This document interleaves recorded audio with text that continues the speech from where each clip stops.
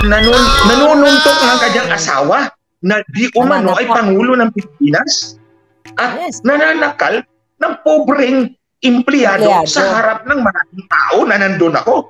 Okay. Biglang namatay yung internet. Biglang namatay yung internet. Tinawag si Adrian, yung head ng internet doon sa Cybergate. At sinakal niya sa harap namin. Yes. Sinakal niya. Dito sa liig. Ibalik mo yan ngayon. You see, lahat kami, nasyak kami doon. Nandun si Hubert Guevara, nandun si Ivan Oy, nandun ako, nandun si Leo Kirobit. Marami kami. Nakakita sa iyo, Lisa, kung paano mo, how you treated yung pobreng empleyado mo. Lisa, paawa effect and underdog.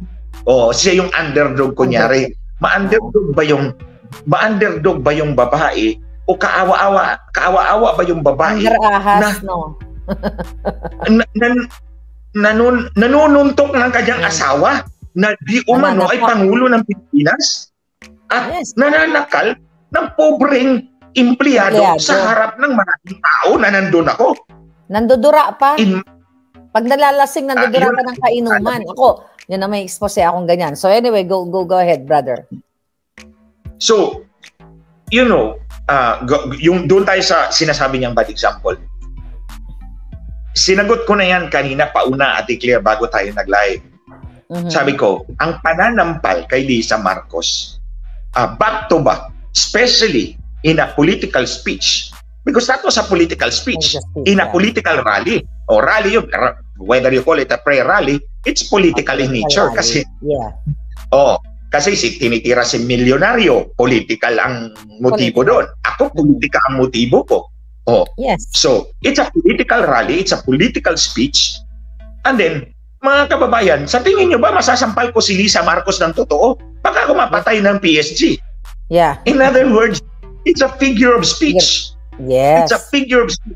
When I mean, nasasampalin kitang back to back, I will make you accountable for your moral and ethical lapses, if not illegal acts. Yun ang ibig sabihin nun. At any rate, okay, ganito. Sabi nila, Ate Claire, mga kababayan, bad example. Okay, I will take you back 2,000 years ago to the time of Jesus Christ in the Bible. Si Hesus Kristo mismo, ginulo niya yung templo, di ba? Ginulo niya yung templo. Pinagtatapon niya yung mga pera ng mga coin changers or money changers. Remember that? Yung nagbebenta ng mga kalapati sa loob ng templo. Yung nag-i-exchange ng pera para sa alay. Pinagtatapon niya yung mga pera. He upended all those tables there in the temple. That is what you call righteous indignation. Righteous indignation, otherwise called righteous anger. And it's rooted in the Bible. So hindi pwedeng hindi po pwedeng sabihin na bakit Glenchong ikaw righteous anger? Mismo si Kristo set an example of what righteous anger is. So dito tayo. What does it mean by to be righteous indignation? There's a difference kung ang motibo ko ay personal, di ba? Yes. For example, ininsulto ako ni Lisa Marcos. Sasabi ko, sasampalin kita. That is not righteous indignation. Kasi personal yan eh. Pero pag sinabi mong righteous indignation, yung anger mo, yung galit mo, nagmula sa isang action ng isang tao, denoting profound moral lapses. Profound moral lapses. It's profound. Kayong lapse niya, yung pakikipag-meeting sa Smartmatic, sinabi ko, hinabol niya ang Smartmatic 3 beses. Nakipag-usap siya sa may-ari ng Smartmatic. And then, nanalo ang kanyang anak, nanalo ang kanyang asawa, and then tingnan mo yung ebidensya nila General Rio, yung TN Rio. Minipula. It strongly appears na minipula yung election results. So, nagtugma yung pag-aamin ni Lisa Marcos sa akin at yung extraneous evidence mula sa Commission on Elections. Yes. So, tapos ito na. That's the basis of my righteous anger. Kasi pinipilit nila ako na i-sideline. I-sideline para hindi lumabas. Di ba? Para hindi lumabas. Nililimit nila ako sa social media. Hindi minimension yung issue ko sa kanya sa mainstream. Kasi bayad niya.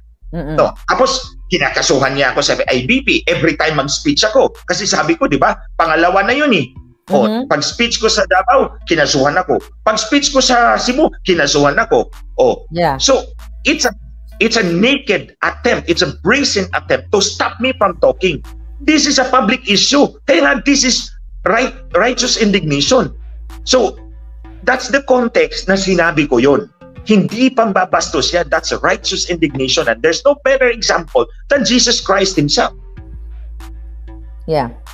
So, actually, pinick up ng mainstream media yung pagtatanggol ni Garin kay Lisa Ahas.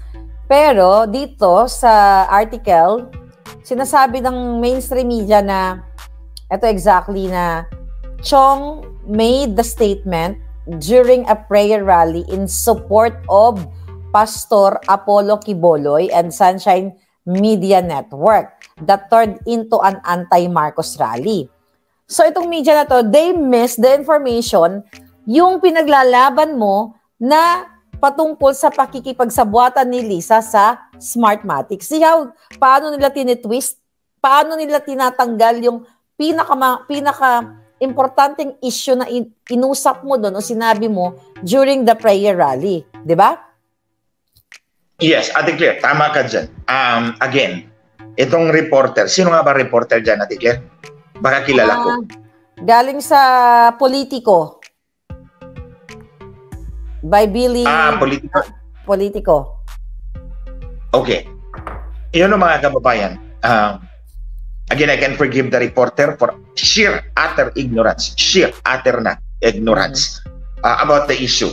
Pero, yes, kung nandun siya, dapat narinig niya yung mga pinagsasabi ko. And he cannot plead ignorance. O, di ba mga kababayan? Kung nandun siya, dapat reporter ka, ni-report mo, sinulat mo yun, so dapat nandun ka. Otherwise, you would not be in a position to report something na wala ka doon. So I suppose the reporter was there. At hindi mo nilagay yung konteksto kung bakit ko nasabi yon. Kasi sabi ko, sinalaysay ko muna yung buong pangyayari. And then, finally, sinabi ko, kung nandito ka lang sa harap ko, sasampalin kita back to back. So, you have to connect that comment to the entire story. Yung pagmamanipula ni sa Marcos ng election system. Kaya mo nasabi. Kaya ko sinabi yon. Now, yung report na yan, hindi naman actually report yan. It's a praise release. Hindi press release. Praise release. Praise release. Pinipraise. Praise release kay Lisa Marcos. Oo. Yeah. So, syempre, we cannot expect na ilalagay nila yung konteksto. But the point is, inilabas nyo yan, sasagutin namin. Ngayon, don't tell me, hindi nyo pa rin i-report na ito yung konteksto pala ni Glenn Chong in the interest of fairness. Labato natin sa kanila. In the interest of fairness. Sabi ninyo, kayo mga journalist, for fair reporting. Sige, i-report ninyo. Kaya pala sinabi ni Glenn Chong na sasampalin niya si Lisa Marcos dahil minamanipula yung election system at minanipula yung government institutions para maiupo niya yung kanyang asawa doon sa protesta in 2019, specifically September 2019. Malapit na tayo, Lisa. Kunti na lang yung facts. Kagulang. Malapit na tayo doon. So you see mga kababayan, for one who is a witness to all this manipulation, when minanipula mo yung election system, ikaw na mismo nagsabi sa akin, Lisa Marcos, minanipula mo yung, hindi ko lang muna pangalanan, yung government institution na yan. Minanipula mo. Para lang maiupo mo si Bongbong Marcos as Vice President at that time in September 2019. Malapit na talaga tayo, Lisa. Sabi ko sa iyo, don't cross the red line. Aabot tayo dyan. Yes. Ang hindi maganda dito kay Garin, pinaliwanag mo na kanina na may kaso siya. Actually, 3-point-something billion ang involved doon sa Dengbaksya, anomaly during panahon ni Noynoy. So, talagang brother, talagang sabi ko nga, gusto talaga nitong ma-dismiss ang kanyang kaso. But ganun pa man, ituloy ko lang yung kanyang statement.